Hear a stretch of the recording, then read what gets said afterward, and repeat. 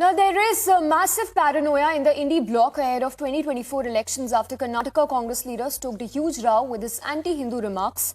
It was Karnataka Chief Minister's son who went on an unchecked anti-Hindu rant. Listen in to what the Congress leader had to say on the Ram Mandir inauguration on the 22nd. There is paranoia in the Indie bloc ahead of the 2024 elections. As India is celebrating, Indie is not just politicizing but fear-mongering. Ahead of the Ram Mandir inauguration, making wild allegations of a Godhra-like situation brimming.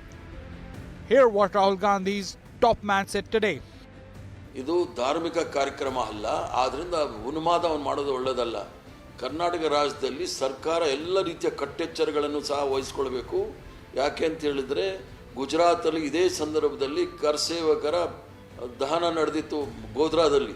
ಅದೇ ರೀತಿಯ ಒಂದು ಸೃಷ್ಟಿ ಮಾಡಲಿಕ್ಕೆ ಪ್ರಯತ್ನ ಮಾಡ್ತಾರೆ. ಕರ್ನಾಟಕ ರಾಜ್ಯದಲ್ಲಿ ಯಾವುದೇ ರೀತಿಯ ಅಹಿತಕರವಾದ ಘಟನೆ ನಡಲಿಕ್ಕೆ ಅವಕಾಶ ಕೊಡಬಾರ್ದು.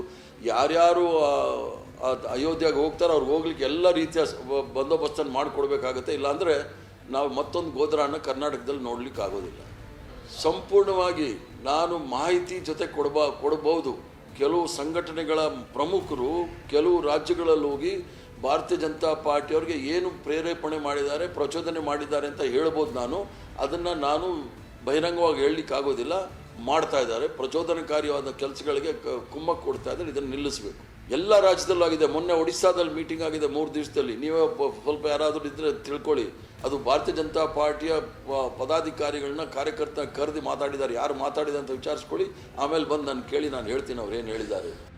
If the Godhra comment was not enough, when Republic Kannada confronted him, this is what he said, absolutely unrepentant.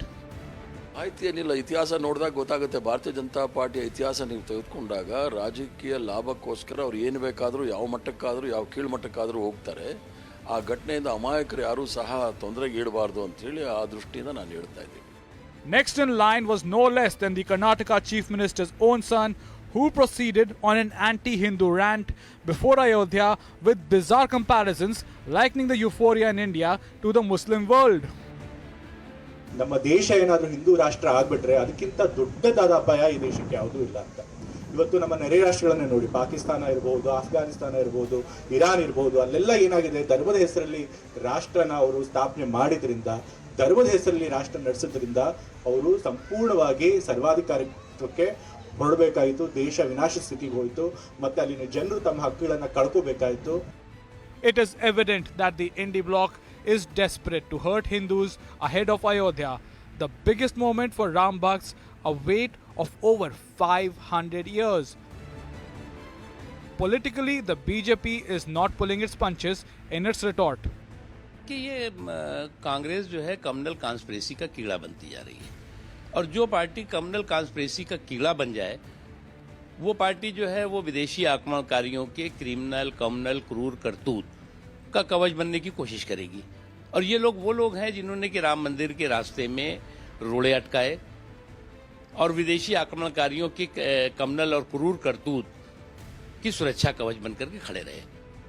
As Indie tries every little trick to sway the nation and build up an anti-Hindu sentiment, is it time the Indie bloc realizes that vilifying 80% of India through comments of Hindu hate will only backfire